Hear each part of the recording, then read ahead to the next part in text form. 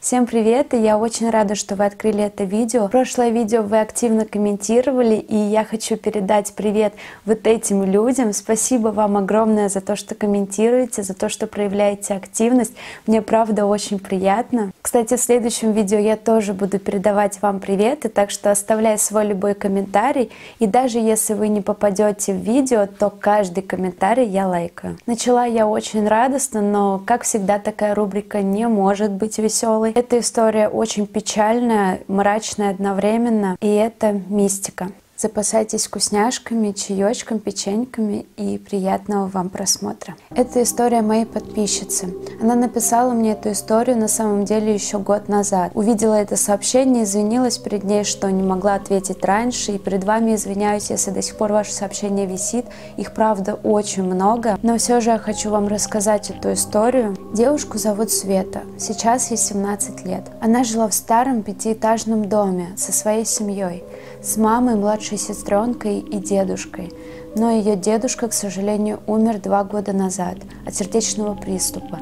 Он умер прямо в квартире. Кстати, я очень много сообщений видела и также очень много историй. Знаю, что после смерти в квартире происходят в квартире странные вещи. Но эта история прям вообще жесть. И, конечно же, верить в это или нет, решать только вам. Кстати, перед тем, как начать свой рассказ, Света сказала, что она всегда абсолютно скептически относилась ко всякой мистике, смотрела мои видео только из-за интереса, а не потому, что верила в это. Но после этого происшествия она начала думать по-другому. Спустя 5 дней после смерти дедушки начали происходить очень странные вещи.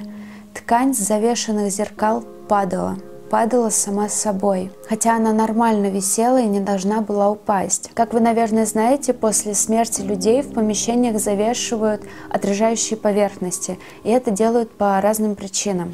Например, как говорят православные люди, это делают для того, чтобы душа, отделяясь от тела, не испугалась, увидев свое отражение в зеркале.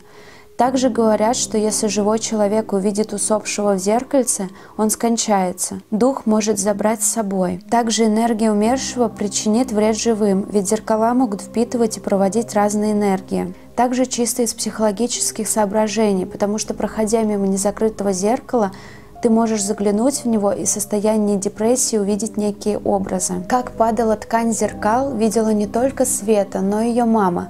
Поэтому этот рассказ не из ряда таких, что ты видела, но тебе не верят. Они сначала как-то не обращали на это внимания, потому что в семье было горе, было совершенно не до этого.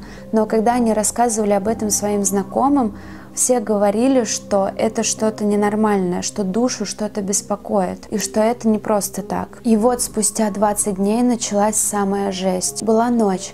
Света сидела в телефоне допоздна. Она была в наушниках и слушала музыку. И вдруг, когда музыка заканчивается, точнее песня прерывается, она слышит в коридоре какие-то шорохи.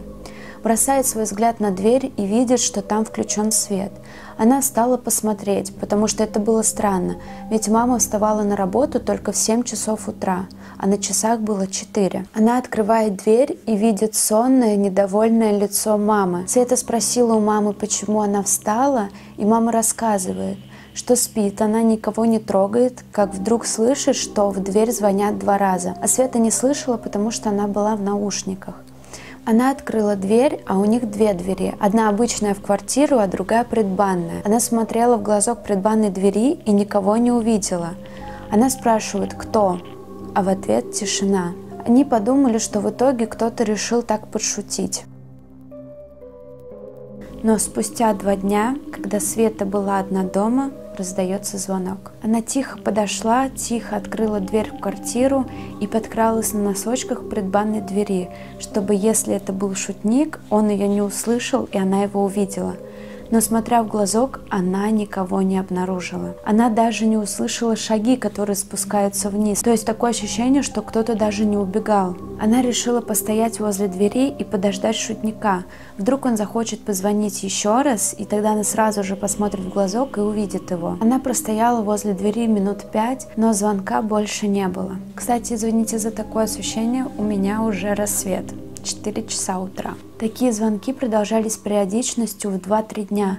То мама была дома, и она это слышала, то Света была дома, то они были втроем, потому что, как я уже сказала, у Светы была еще младшая сестренка. В подъезде не было камер, так же, как и на улице. Как я уже говорила, они жили в старенькой пятиэтажке. После таких звонков мама Светы начала серьезно задуматься, чтобы поставить на этаже камеру. И говорила, что как только поймает этого шутника, ему точно не сдобровать. И вот в один день Света пошла гулять.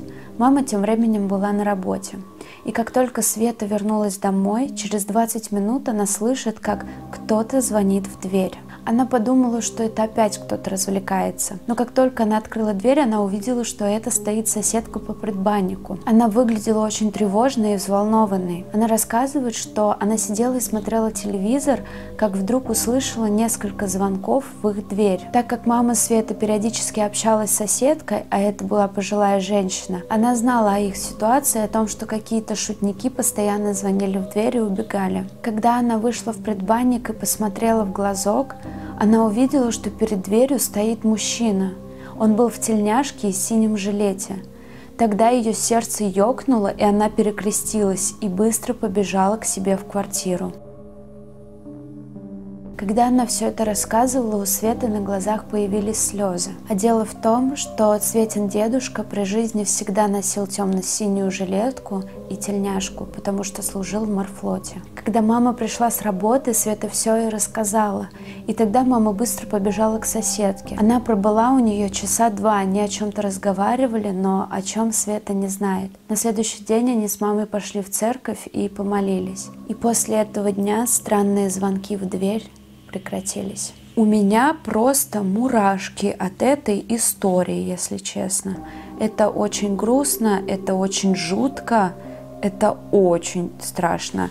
Потому что, когда я перечитывала эту историю для того, чтобы подготовиться и рассказать вам, я сидела ночью, вот буквально пару часов назад, и была одна, и было очень страшно. Я просто шарахалась от каждого шороха. И когда я сидела и вам ее рассказывала, у меня один раз отключилась камера из-за того, что сел аккумулятор. Я просто подпрыгнула на самом деле, потому что морально как-то настроилась на жуткую атмосферу и сама, в нее попала. Вот такая история. Обязательно пишите комментарии, делитесь своим мнением. И напоминаю, что в следующем видео те, кто прокомментирует, получат от меня приветики. Я с вами ненадолго прощаюсь, а именно до следующей жуткой истории. До завтра.